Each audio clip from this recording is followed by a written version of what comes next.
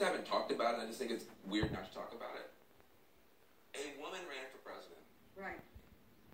Probably the She most... won't be the last. Well, she won't be the last, that's for sure. But probably the most qualified, by traditional metrics, person to run in generations. And she was beaten by someone who, at least from traditional metrics, is the least qualified person.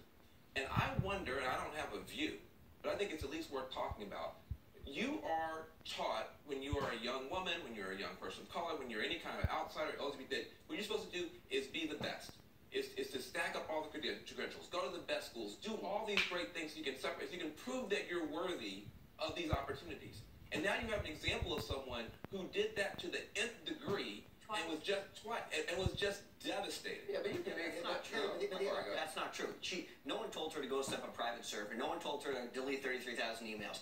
No one told her that you have to break the law in order to run for president of the United States. Nobody said that. No one said you have to go and become the Secretary of State and then cash in and make hundreds of millions of dollars from foreign countries who degrade women, who degrade blacks, who degrade homosexuals, and you keep that money and use that money to pay for your daughter's wedding. No one said you had to do any of those things to become the president of the United States. But certainly, Van, I mean, to your point, there are a lot of voters, a preponderance of voters, who believe that whatever resume Hillary Clinton had, it still didn't help her with judgment, and Donald Trump does have a great resume. Van is wrong is people say that she's the most qualified person to be the president of the United States by a metric that the media has imposed is what the qualities are that the American people want. Right, the American people that's my point. I think in an era when you have such jaundice about institutions generally, about government and about politics, the idea that someone would emerge here who didn't come from this and win is not, in retrospect,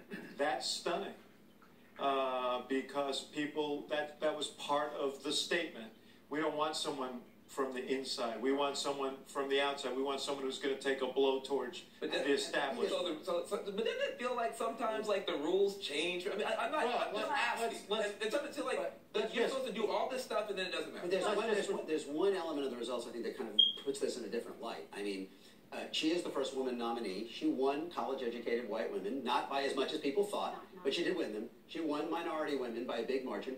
She lost white women without a college education by 28 points. She lost them essentially by as much as Walter Mondale did against Ronald Reagan. Only a third of them, according to the exit poll, and maybe this will change as we go, voted for her. And that is probably why Michigan and Pennsylvania and Wisconsin toppled. I mean, she expected to do poorly among non-college white men, but this kind of deficit among working white women, what we used to call in the 90s the waitress moms who did vote for her husband, Bill Clinton, he had better performance among them than any Democrat. That, I think, if there's any single result that's going to get the most discussion after tonight, it's going to be that. I agree, because there was a gender gap within the gender of women. Or a class gap. A class gap. And it wasn't about gender, it was about class. And, you talk about a woman getting so close. What was remarkable to me about this race was that gender was never really an issue in this race. The reason for that, I think, is that she had made herself into a generic politician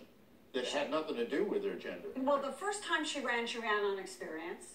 This time she started out talking a little bit more about gender, but that got subsumed. And I think, she thought that Donald Trump, she and a lot of us, quite frankly, thought that Donald Trump was going to create her gender gap for her by his own behavior.